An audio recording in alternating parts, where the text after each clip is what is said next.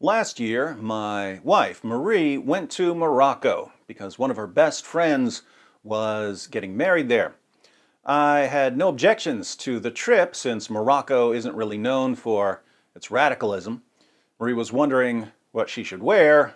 I said, "You wear whatever the locals tell you will keep you from getting raped."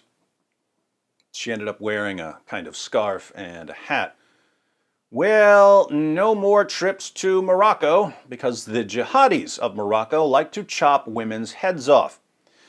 Every time you think these jihadis can't possibly get any lower in their efforts to earn their virgins from that cosmic sex trafficker they worship, they start chopping off the heads of female college students on a camping trip. Hacking up college students on a camping trip. You'd think these guys got their playbook from Jason Voorhees. But it turns out they've got something much better than slasher films to inspire them. They've got a slasher prophet who really liked chopping people's heads off.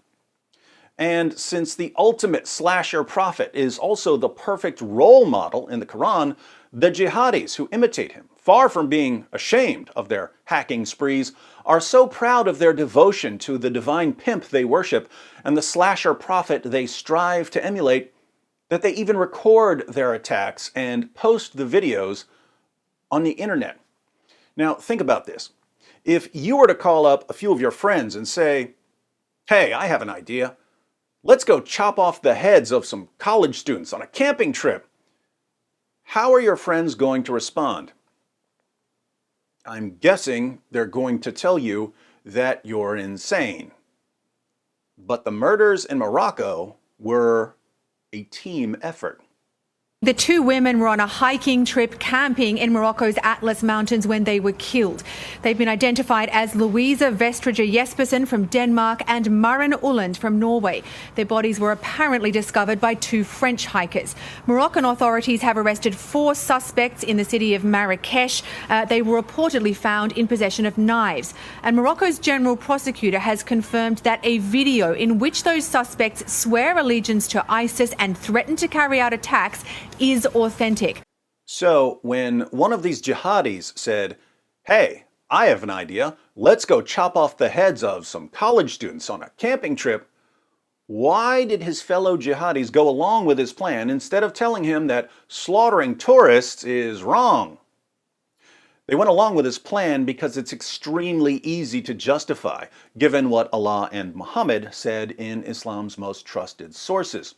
In Surah 5, verse 33 of the Quran, Allah declares, "The recompense of those who wage war against Allah and His Messenger and do mischief in the land is only that they shall be killed or crucified, or their hands and their feet be cut off from opposite sides, or be exiled from the land.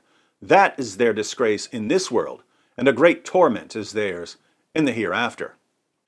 Here we have penalties for the vague crime of doing mischief in a Muslim land. If you do mischief in a Muslim land, Muslims are supposed to kill you or crucify you, or for lesser crimes, chop off body parts or exile you. So what counts as mischief? Lots of things. Apostasy, preaching a religion other than Islam, adultery, becoming too westernized, things like that. If you violate Sharia, you're making mischief. By opposing Sharia, you've declared war on Allah, and you have to pay. But how had the two young women, who were just butchered by jihadis, made mischief or waged war against Allah? Let's think about this. The jihadis who killed the two female college students have pledged allegiance to ISIS. Now, according to Islamic teachings, not according to your opinion, according to Islamic teachings, have Western nations made mischief in Muslim countries? Have they stood in the way of ISIS? Have they waged war against Allah by opposing the caliphate? Of course they have. And according to Surah 5, verse 33 of the Quran, what's the penalty for this mischief making? Death. Among the nations that have joined the global coalition to defeat ISIS, i.e. nations that have committed themselves to the goals of eliminating the threat posed by ISIS and have already contributed in various capacities to the effort to combat ISIS, we have Denmark and Norway. So, according to Islam, have Denmark and Norway waged war against Allah or made mischief in a Muslim land? Absolutely. What does this have to do with ordinary citizens of Denmark and Norway, such as college students camping in Morocco?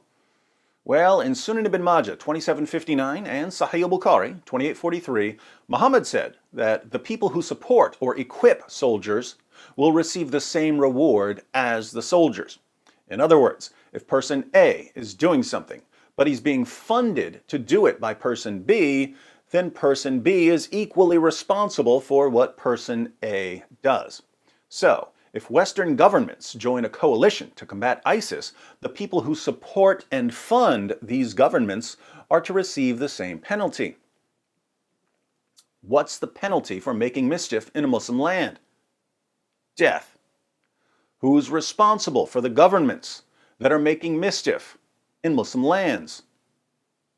The ordinary citizens who fund these governments through taxes.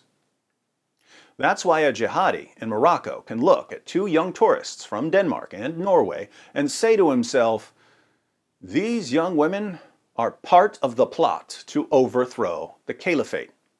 And it's why this jihadi can then go to his jihadi friends and say, we have to kill these women in order to show everyone else in their countries that making mischief in Muslim lands will be met with slaughter.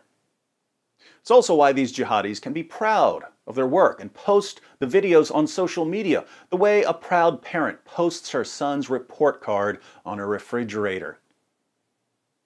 Are we understanding Islam yet? Or do I need to keep going? Let me know in the comments section.